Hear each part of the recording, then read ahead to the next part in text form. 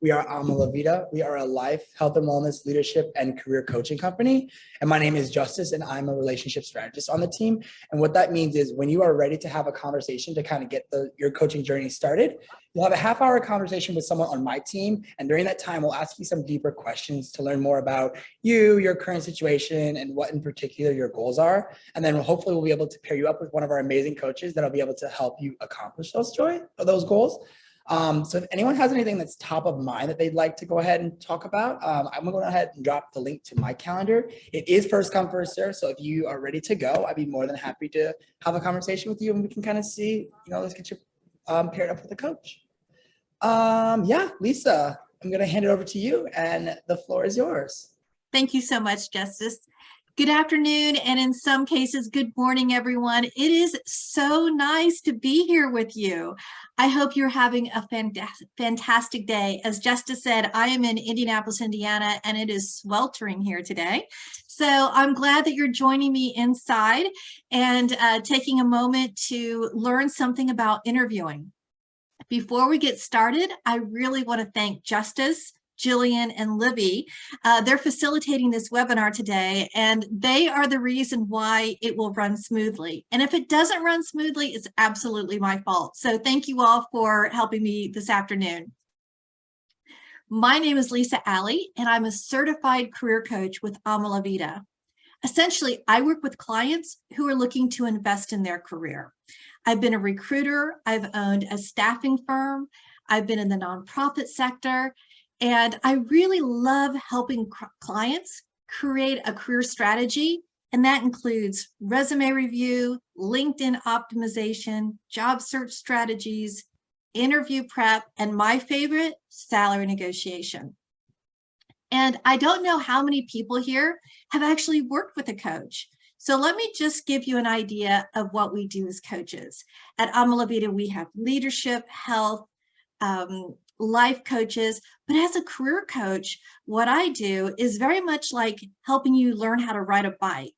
So for those of you who know how to ride a bike, you know that at first you need a little bit of support. So I work with you on a strategy, how to mount the bike, how to learn how to ride it. And then I help you get on the bike. I hold the bike steady, all the while giving you support, motivation, and accountability. And I walk with you as you're pedaling and as you're steering, deciding where you want to go. And then as you get more confidence and you get better proficient at pedaling and steering, I gently let go of the bike and you ride off to your destination. And the tools that you learn from coaching are lifelong. So you can always use those tools, just like learning how to ride a bike. So with that in mind, we're going to do a little bit of coaching and a lot of instruction during this webinar. So our agenda, we're going to talk first about the anatomy of an ideal interview. And I really hope that all of you have this experience 100% of the time. We're also going to talk about your interview toolbox and what you'll need to succeed through any interview, regardless of how it's going. Then we're going to identify difficult interviewers and how to respond and handle them. And then we're going to talk about interview bias, because a lot of times the interviewer is behaving in a certain way because of a certain bias they may have. And then lastly, I'm going to answer any and all of your questions. And if we have time at the very end, we may take a behavioral question, break it down, and create an answer to succeed through any kind of negative interviewer. Does that sound like fun? I know it sounds like fun to me. But first of all, how many of you have had a tough interview, a challenging interview that made you feel a little bit unconfident or question your ability? If you have, put yes in our chat box. Oh, I see a lot of yeses, don't you, Justice? Absolutely. And if you put no, if you haven't, and you've had the luxury of having a great interview all the time, put no. I'd love to see some no's in there too. It looks like mostly yeses. Oh, I see one no. Great. Okay. So I usually tell my clients this kind of mantra: Remember, you can't read someone's mind. You can only read their actions. So you may be sitting through a very difficult interview and it may be very unpleasant, but the interviewer's demeanor has nothing to do with you, usually. We'll talk about the few times it may. Simply deal with the situation in front of you to the best of your ability. Try to remain calm, try to remain professional, but there is a point that it's absolutely appropriate to end the interview and leave with your dignity, whether it's on-site or remote. So what does an ideal interview experience look like? And again, I hope all of you have this, this experience. So the interviewer usually greets you. They're very friendly, they're enthusiastic. If you're on site, they'll walk you back to either the conference room or their office. A great interviewer will signpost you. Signposting is when the interviewer tells you how the interview is going to proceed. So you're very well versed on what's going to take place. Amazon is a company that does this quite a bit. So they're going to tell you how long the interview is, who you're going to meet with, and the next steps.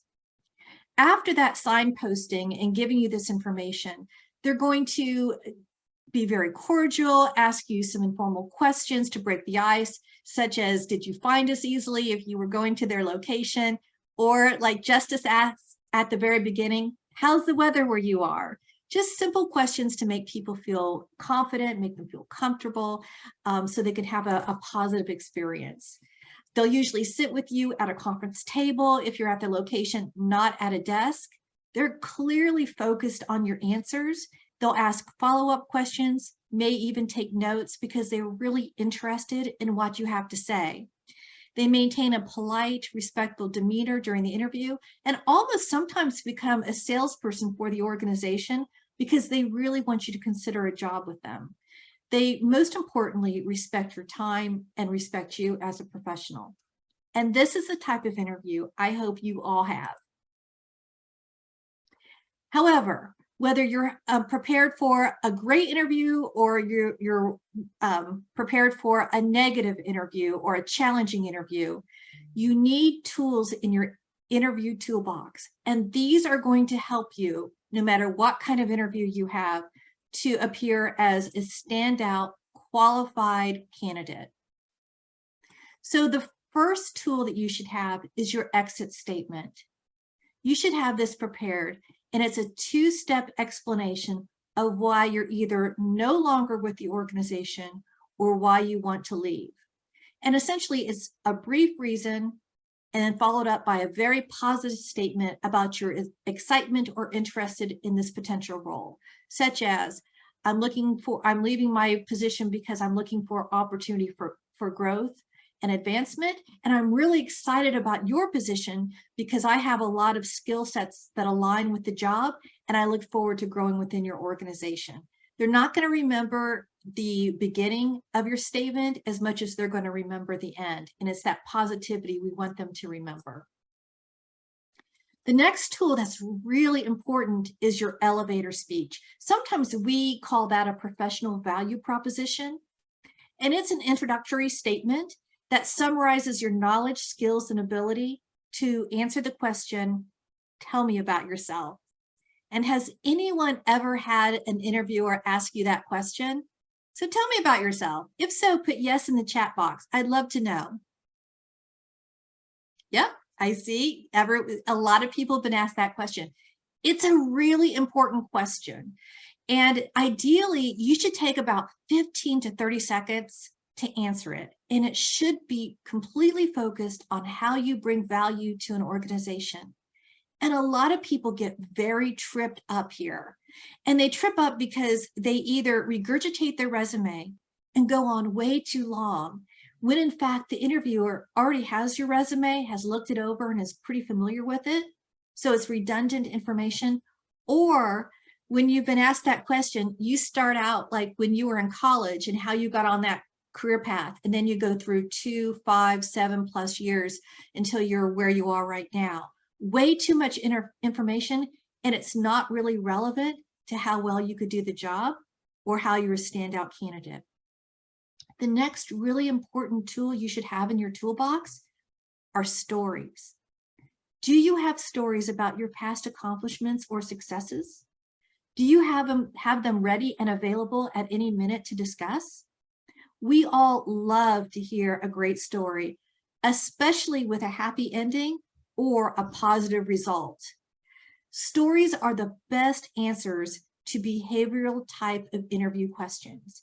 And most of us have experienced a behavioral interview question. Those questions tend to be, tell me about a time. Tell me about a time you had an issue with a colleague or with a customer. Tell me your strengths, your weaknesses. Tell me about a time you added value to a project. Those are all behavioral interview questions. And these questions are used by interviewers to assess your past behavior so they can predict how you'll fit into this new role. Most people will use either the SMART, situation, metrics, action, result, task, or tie-in method, the STAR method, situation, task, action, result, or the CAR method, challenge, action, result, to answer these questions, because they create a really concise method in a way that is easy for the interviewer to understand and process. And we know this because Amazon, Walmart, McKinsey, Procter & Gamble are just a few of the companies that ask candidates to answer their interview questions with these methods. Okay, we've talked about what an ideal interview looks like. We've talked about the tools that you'll need for any type of interview. Let's start tackling these tough interviewers. Chances are you may have already encountered one or many of these types, but let's just review the top. And in the chat, if you feel that as we go through these, that you've had experience with one of them, go ahead and put the type, aggressive, unprepared. So the first is the aggressive interviewer. They're the most difficult to succeed with. Then we've got the unprepared interviewer. They just totally wing it. The curveball questioner. And quite frankly, in all transparency, when I interview, I throw curveballs. We'll talk about that. The distracted interviewer, the laws don't apply to me interviewer, and the long-winded interviewer. So let's break these down, because there are so many ways to respond to their questions and their behaviors. And we want to strategically handle them so you can still appear as a standout candidate and also very confident. And the first one is the aggressive interviewer. And they may be intentionally rude. Has anyone ever had to deal with an aggressive interviewer? If so, put yes in the chat box. These interviewers tend to be managers and directors. They're usually not people in human resources or recruiters, because HR and recruiters, they're used to trying to get people motivated to interview with their organization. But managers and directors tend to have this type of personality. Sometimes they just want to gauge your reactions and whether you can succeed under pressure. This type of interview style is very dated, usually from the 80s or 90s, and it's really unproductive, because you can only assume as a candidate, if this is how they treat you during the interview, this is how they're going to treat you when you're hired. These interviewers appear very intense, they're unsmiling, and they really almost enjoy asking tough questions, so they almost trip you up or they're belittling you. So how do you handle this type of interviewer? Stay calm. Be professional during this type of interview. It just may be a poorly executed test to measure how well you deal with pressure. Answer their questions specifically and try to give them the benefit of the doubt. Maybe they're having a bad day. Maybe they're dealing with a significant issue today. For whatever reason, it may not be you. It just may be what they're going through. This is a good opportunity to mirror their behavior. You certainly don't want to be aggressive back, but you can respond in a very assertive manner. And realize this interview is not going to be chatty. It's not going to be a very collegial type of relationship with this interview. Answer the questions directly. Don't let them intimidate you or make you feel less confident. You're there because of your qualifications, and they can't take that away from you regardless of their poor behavior. A good way to try to mend this interview is creating a communication bridge. And I'll use this term a lot with the different challenging interview types. A communication bridge is really effective. And what you do is you ask an open-ended question about the interviewer, about the division or the organization, and you try to open them up on a more neutral subject off the interview. We know that people like to talk about themselves and their accomplishments. So this is a great way to bring civility back to the interview. For example, I saw that you graduated from IU, Indiana University. How did you like the school? I've had a lot of friends graduate there and they loved it. What were your thoughts? I saw that your division was recognized in the papers or publicly because of an achievement. How did that make your team feel? Or you're bringing a technology component to market. Tell me about that. That sounds exciting. Getting them off the interview track and get them to be maybe a better human being. That's just a really effective way that can do you well through any interview situation. Be mindful that they may purposely be trying to offend you, right? That they don't want you to take the position. You may have more experience, more credentials, or maybe they just have somebody they would prefer to hire over you. This has nothing to do with you or your ability to do the job. Sometimes it may be you. You may be experiencing what we call the horn effect. The horn effect occurs when the interviewer decides for whatever reason they don't like you. They may be focused on something that's really specific that has nothing to do with your qualifications. And because they've decided they don't like you, they're going to make you not want the position, maybe decide to end the interview early because they know you're not a good candidate. So when does the horn effect come into play? If you are late to an interview, if perhaps you don't look appropriate for the interview. I had a really great client who was in the customer service technology industry. And so they were looking for a customer service role. And when it was time for the interview, he booted up his computer and it started updating.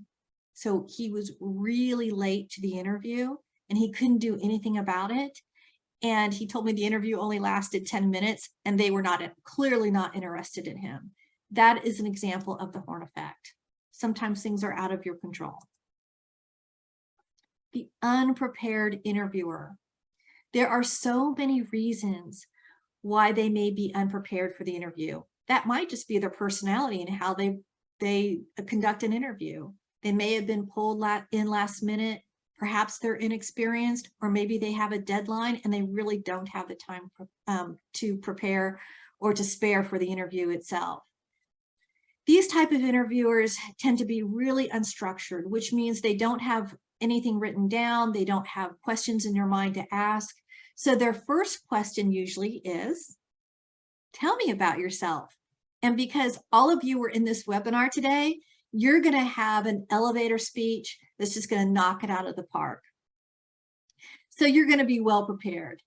Or they may have a go-to question that largely determines whether you're going to go on through the interview process or whether they consider you a viable candidate. I had one HR friend tell me they have their one go-to question. And the question is this. They would ask the candidate, would you rather turn in a project at B level of quality by deadline or turn in an A quality project even if it's late? This question has nothing to do with the person's qualifications, their experience level, or their skill set. But it is that person's go-to question for an unprepared interviewer to make a decision whether they're going to forward this person through the process. There's not much you can do with an unprepared interviewer, except here's how you can respond. You can gently steer the interviewer back to the interview and get it on track. And how you do that is just start connecting your qualifications to the job description. This is where you highlight your successes through your stories, SMART, STAR, CAR. This is what you use them for. You can use the communication bridge and get them engaged again. Because an unprepared interviewer tends to have a very brisk, short interview because they don't have anything to ask. They don't have anything prepared.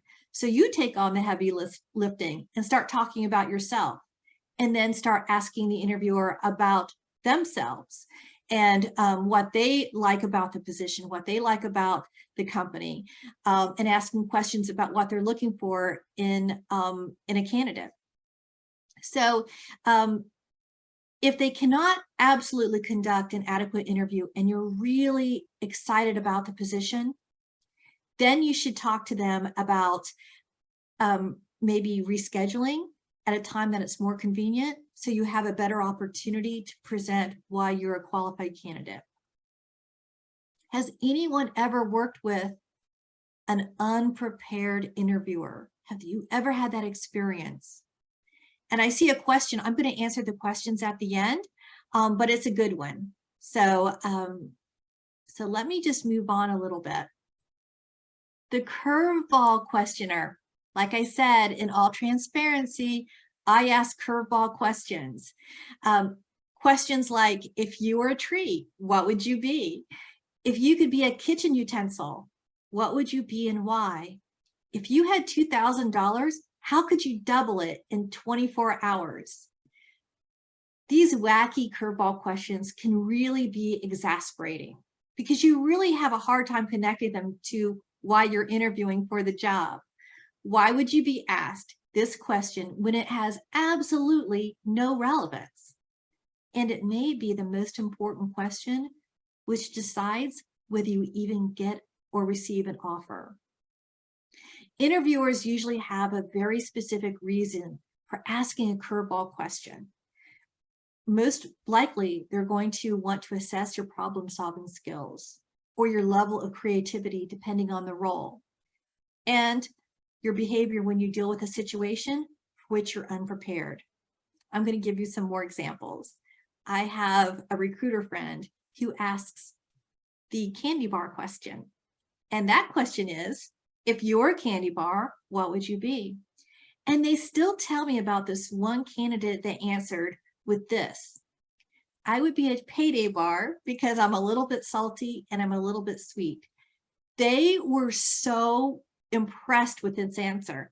I'm not sure it's a good answer, but they thought it was a great answer. So they really advocated for his division to hire this person simply based upon and primarily based upon this candy bar answer. I'm going to give you a case study of how I used a curveball question when interviewing. When I owned my staffing agency, we hired many recruiters who are very well versed on how to interview. So during the middle of the interview, I would ask the question, tell me what's in your trunk. Completely random. And I'm going to give you the results of 3 applicants who answered those questions. They were all 3 exceptional. One excellent candidate answered, and I still remember her answer. She had pom-poms in the back of her car from high school. Didn't know why she had them, but she did. And we laughed about it. It's kind of an icebreaker, kind of made the interview more casual. Good answer. The second really great candidate answered with whatever her answer was, but then she turned the question back and asked me, well, Lisa, what's in your trunk? No one had ever asked me that before. I had to think. We kind of laughed about it, had a really nice, fun moment. And, you know, really, she certainly showed a lot of poise when asked a curveball question. The third exceptional candidate answered with this: I don't see any relevance to how well I can do the position with that question, so I prefer not to answer. All 3 exceptional candidates, no wrong answers. It just gave us an opportunity and a sense of how someone might be able to react when they're dealing with a negative situation. So that's why interviewers ask you those curveball questions. My advice, have fun with them. You're not expected to have the perfect answer. You're not expected to have a quick answer. Show that you're a team player. Show that you're flexible, and do your best to have a really creative answer. And if you can't come up with an answer on the spot, tell them you want to think about it, and you'll answer it either at the end of your interview, or you've got a great answer, but you're going to send it with your interview thank you email. So they'll remember you. And that way you're ensured that they're going to look at that email, and they'll probably respond to you. So there are a few good ways to tackle that type of interviewer. But remember, this question is more about your reaction and behavior to it rather than the answer that you give.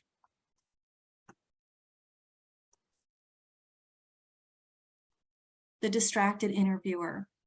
And I saved this type of interviewer for further back in my descriptions of all the most challenging interviews, because actually this is the most commonly complained about interviewer by my clients. Hands down. I get very frustrated clients who've dealt with a very distracted interviewer. They're constantly looking at their phone or watch. They allow for frequent interruptions, either when they're on the webcam or they're in the office. Phone interviews tend to have these really long or frequent silences. Or when you're on a web interview, they're looking away constantly from the camera and looking at something else, and it's so distracting. Has anyone on here ever dealt with a distracted interviewer?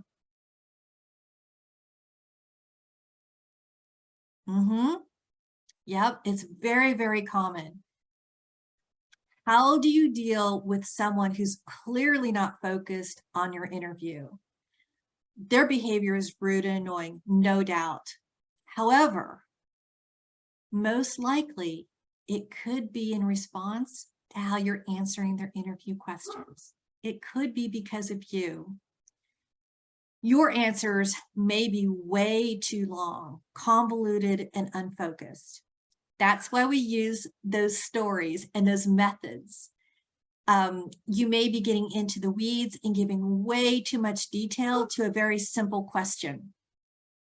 An answer that should be 30 seconds long ends up being up to 2 minutes, and you've lost your audience. So when the interviewer behaves like this, immediately start shortening your answers and become way more concise. Short, crisp answers to these type of questions will absolutely prevent this from happening. And don't show your irritation at their lack of attention during the interview. Take advantage if they're distracted, if someone's talking to them, look at your notes, review the information you have in front of you. And then when they come back, redirect their attention. And what can you use? Because you've been on this webinar, you can use your communication bridge and get them re-engaged in the conversation and the interview.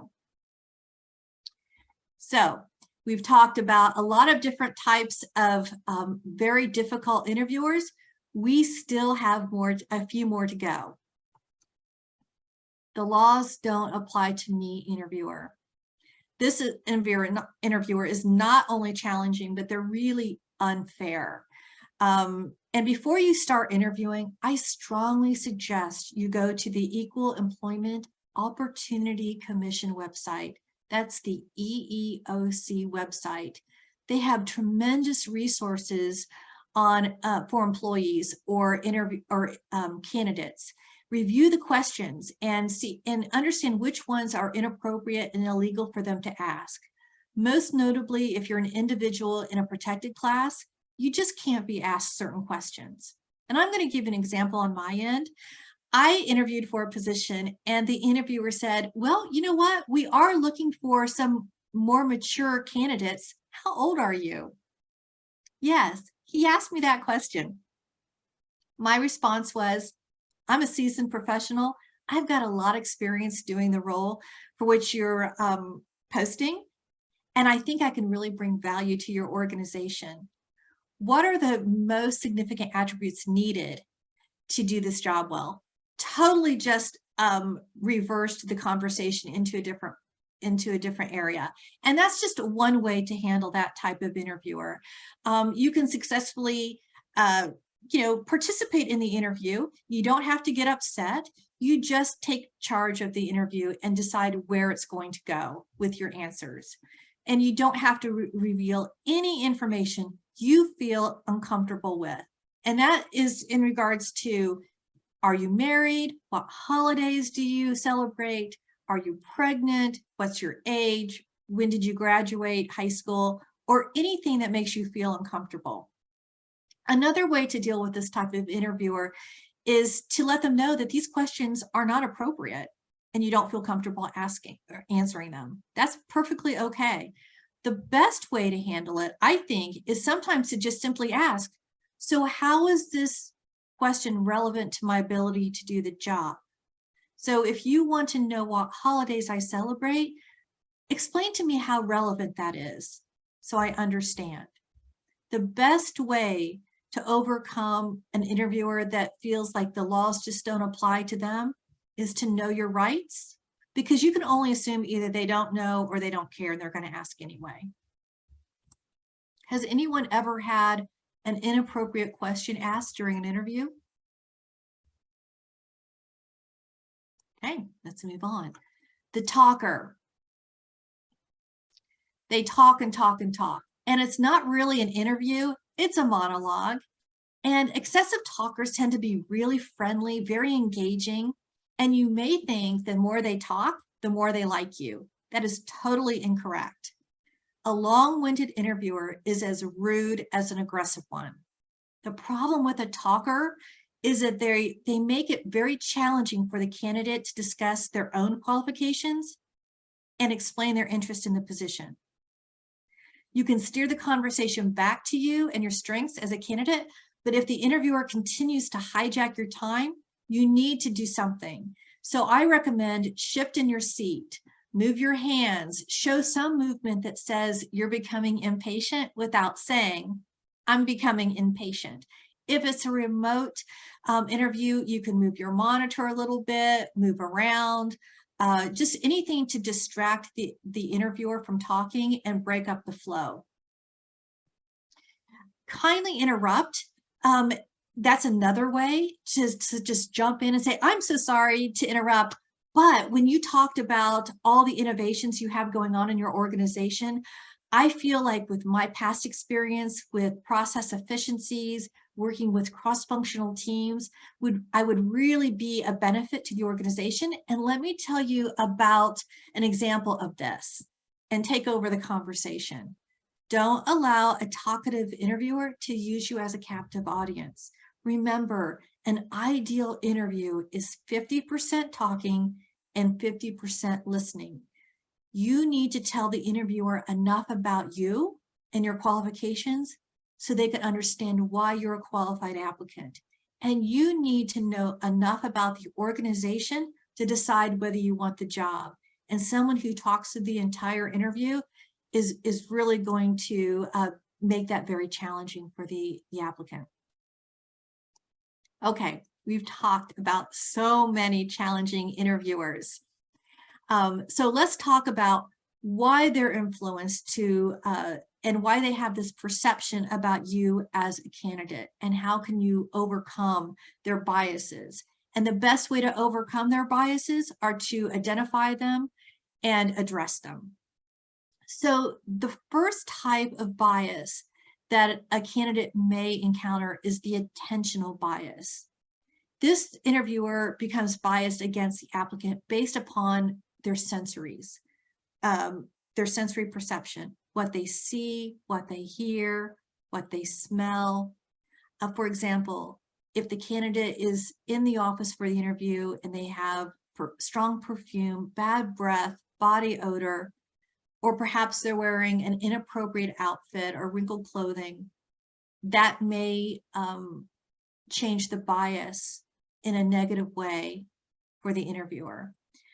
Subsequently, the interviewer becomes so focused on these aspects that they ignore your other qualities. So even though you have experience and qualifications, the interviewer becomes very distracted and perhaps rude or aggressive because they've already decided they're not going to hire you. And for a remote interview, this may occur when you have poor connections, or you come across way too dark, or only half of your face is showing, something that is just so distracting that they've decided you're not the right person. The next kind of bias is distance bias. And so the Society of Human Resource Management defines this type of bias as a distance that has a tendency to favor people who are closer to them in time and space. So this bias happens when you have a phone interview or a web interview. If you're competing with someone who happens, because of location, to have that one-on-one interview directly with the interviewer, you're going to have to overcome this bias. So you can do that by sitting closer to the camera of your laptop or your computer. And I'm going to give you an example. So if I were to have this entire webinar from way back here, it might alter how engaged you are with the conversation or with what I have to say. If I'm in complete darkness with a little bit of light, it's distracting.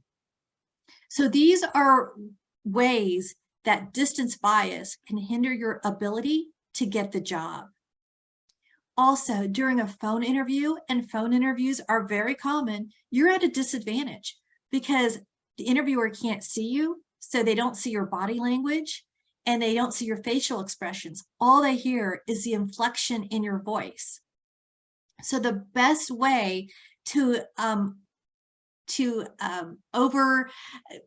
handle that, I should say, is using your smart stories. You have stories already there. You have accomplishments already there you can pull out and start talking about as soon as they ask the question. It may not be the actual relevant question, but you can weave your comments in. And if you've been practicing interview questions, you're going to feel very confident even through a phone interview. You just don't want to come across as being very unprepared and having long silences or frequent silences as you're trying to think of an answer to their question, because it makes the phone interview less palatable to the interviewer.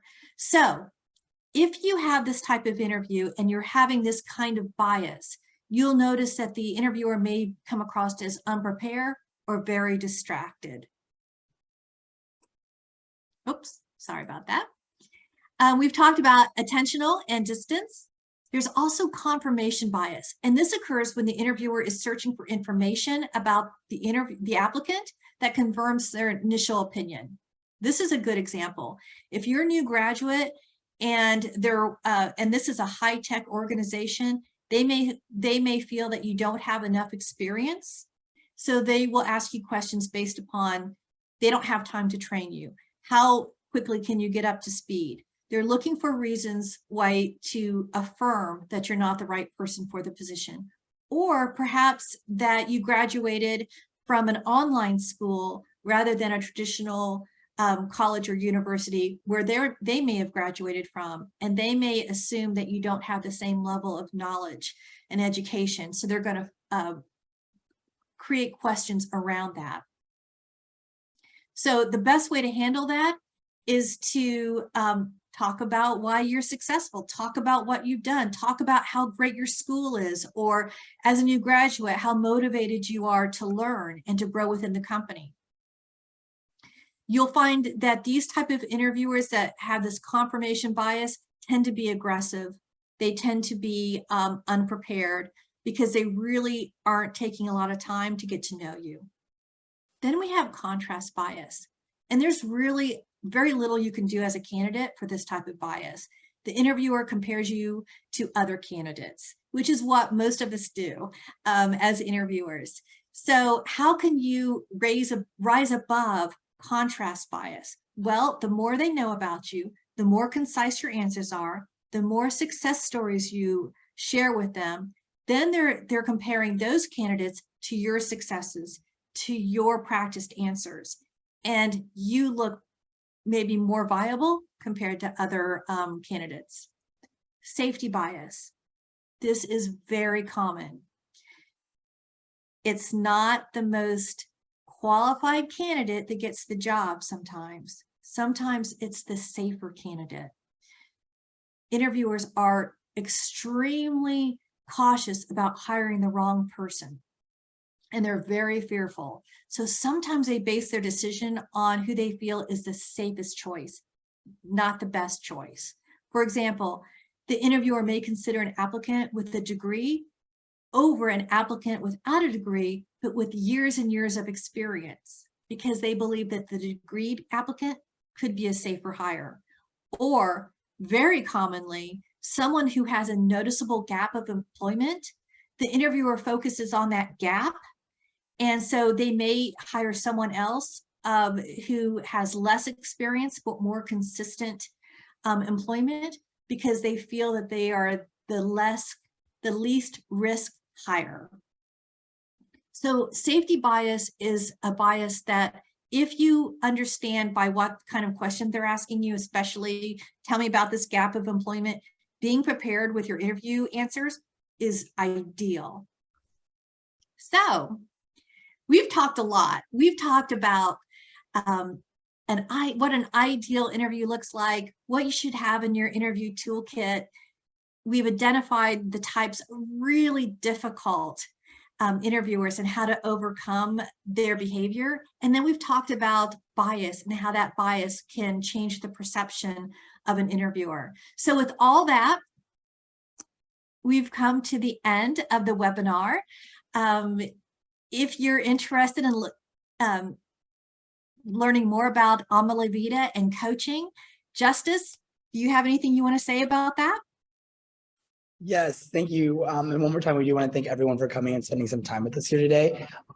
I am going to drop the link again for the consult, which is my calendar, and then as well as our website if you want to read a little bit more about Lisa directly, Vida as a whole, whatever you'd like, everything is there.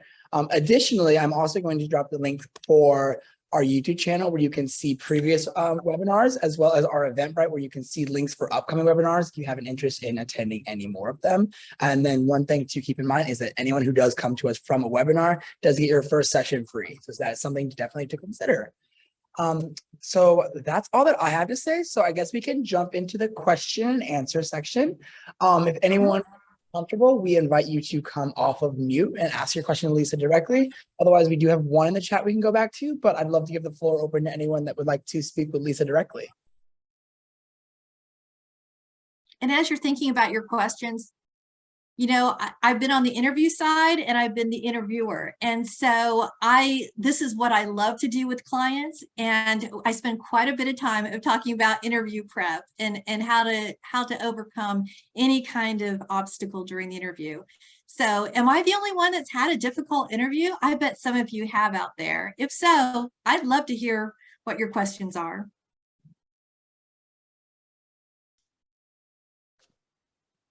Okay. Erica? Yes, hi. Yeah, one thing I'd love to hear about is the bias that walking into an interview when they already have an internal candidate they want to hire and they're just going through the motions.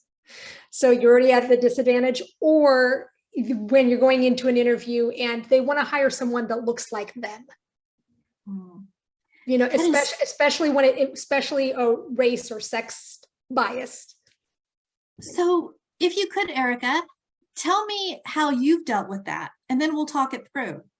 How have you dealt with being in an interview where you know that they're considering an internal client? How do you try to overcome that? Yeah, well, see, I haven't, and that's why I'm at this call today. Okay, great. Okay, so you've never dealt with this before, but how would you deal with it? So, you know what we do know is that the interviewer's time is money. So they're not going to have you at that interview unless they're going to consider you. Rarely do they bring candidates in for the sole reason of just going through the motions. So what you want to do is you want to make sure that when you compare the job description, how you are successful in all of these type of roles, right? And all these tasks that they have. And then you want to tell them your success. Yes, I've had experience with technology and analyzing data. Let me give you an example. And so you really connect the dots for them and do the heavy lifting, so they don't have to put a lot of time and effort into understanding how you can be a standout candidate. So that's how you can overcome an internal candidate, right? Because they may not be the best qualified. What they might just be is a safer hire, right? Because they already know what they're getting. With that, then you ask your second question, and go ahead and ask that again for someone who's just maybe turning on or something.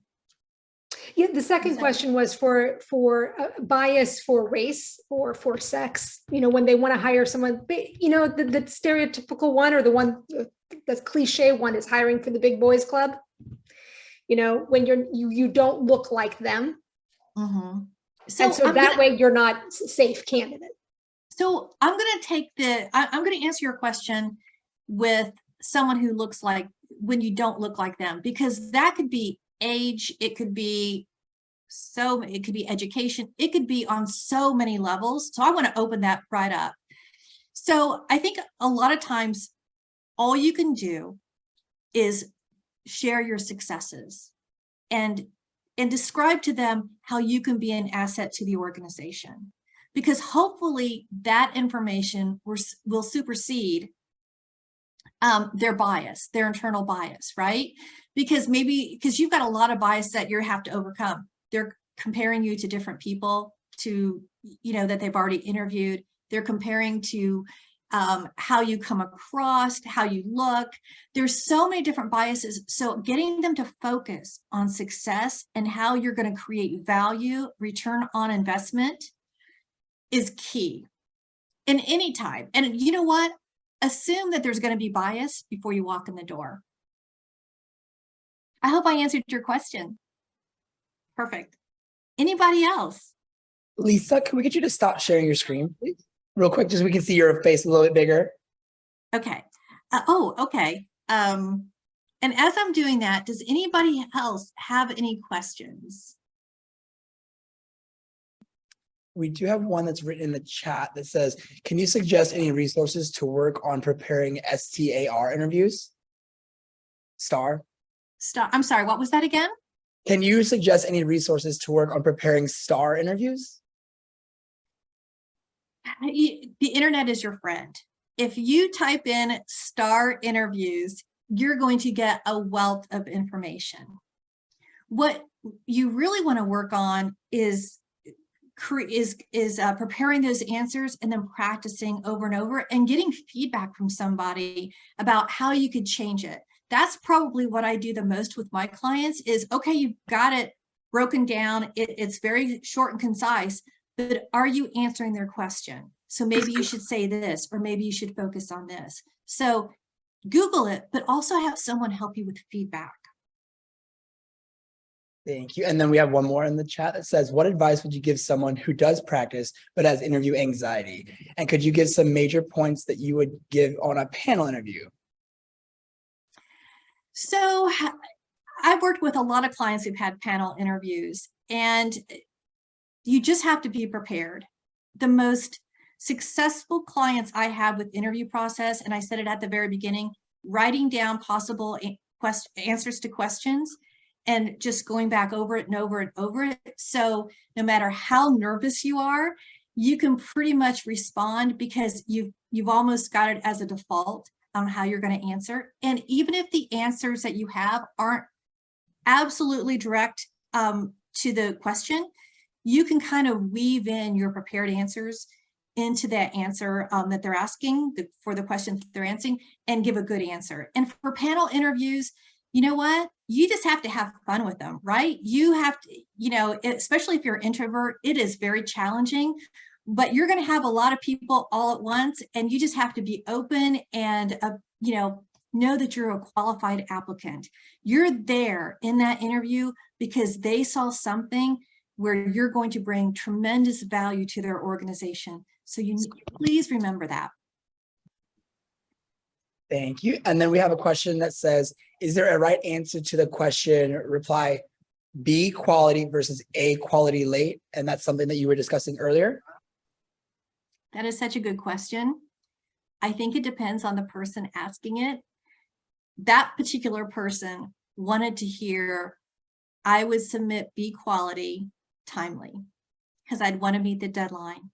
But depending on the type of role for which you're applying and the type of industry it is, you may not feel that way. And to be honest, you have to be authentic, right? And if you want to give A work and you know you may be a little bit late, that may be how you want to do your job. And so you want to find a position that gels with who you are and how you work. Thank you. And then it looks as though that's the last question that we have in the chat as the moment. Does anyone have anything last that they would like to ask real quick? Or Lisa, do you have any closing remarks that you'd like to leave with everyone? I just want to say this. First of all, thank you all for being here today. I had so much fun, and I hope you had fun too, learning about difficult interviewers. And I hope you now feel very empowered that no matter who you sit across from or who you're on screen with, that you are absolutely going to have the confidence to convey why you are a standout candidate and the best person for the job. And I wish you all continued and tremendous success. I really thank you for your time today. Thank you so much, everyone, for your time again. And then please feel free to reach out to us if you need anything. The email with the recording and everything will be sent out tomorrow, so you can be on the lookout for that as well. Have a great day, everyone. We'll give you a few minutes back. Take care. Thank you. Goodbye, everybody.